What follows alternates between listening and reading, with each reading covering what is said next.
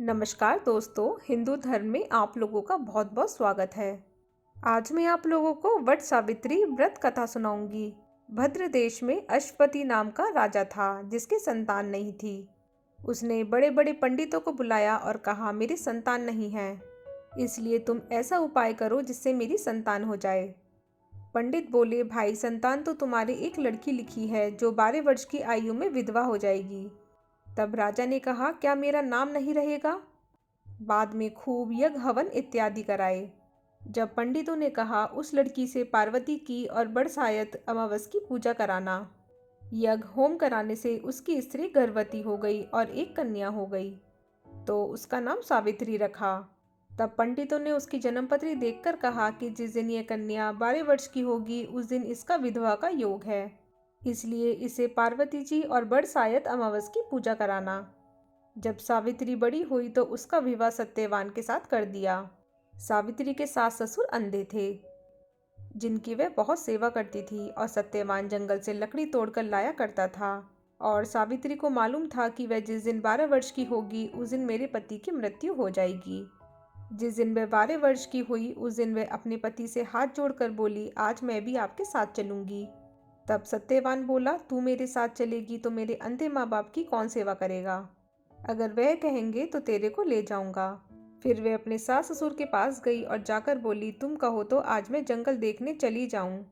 जब वह बोले, बहुत अच्छी बात है, चली जा। जंगल में जाकर सावित्री तो लकड़ी तोड़ने लगी और सत्यवान पेड़ की छाया में सो गया। उस पेड़ में सांप रहता था जिसने उसे डस लिया। वह अपने पति को गोद में लेकर रोने लगी तो महादेव और पार्वती जी वहां से जा रहे थे।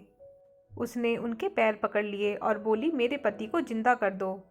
जब वह बोले कि आज बरसायत अमावस है जिसकी तू पूजा करेगी तो तेरा पति जिंदा हो जाएगा, फिर वह खूब प्रेम से बड़ की पूजा करने लगी। बड़ के पत्तों का गहना बनाकर पहना जो हीरे मोती के हो गए। इतने में धर्मराज का दूत आ गया और उसके पति को ले जाने लगा तो उसने उसके पैर पकड़ लिए। तब धर्मराज बोला कि तू वरदान मांग, तो उसने कहा, मेरे माँ बाप के पुत्र नहीं हैं। जब धर्मराज बोला कि सत्य वचन हो जाएगा, फिर वह बोली, मेरे सत्यवान से 100 पुत्र हो जाएं। फिर धर्मराज बोला, 100 पुत्र हो जाएंगे। फिर वह सत्यवान को ले जाने लगे। तब सावित्री बोली, हे महाराज, आप मेरे पति को ले जाएंगे तो पुत्र कहाँ से होंगे? फिर धर्मराज ने कहा, हे सती, तेरा सुहाग तो नहीं था, परंतु बरसायत अमावस करने से और पार्वती जी की पूजा करने से तेरा पति जीवित हो जाएगा।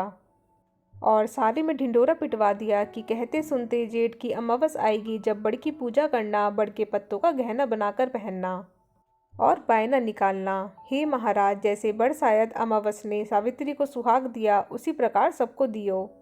जो भी इस कहानी को कहता सुनता है उसकी सभी मनोकामनाएं पूर्ण होती हैं।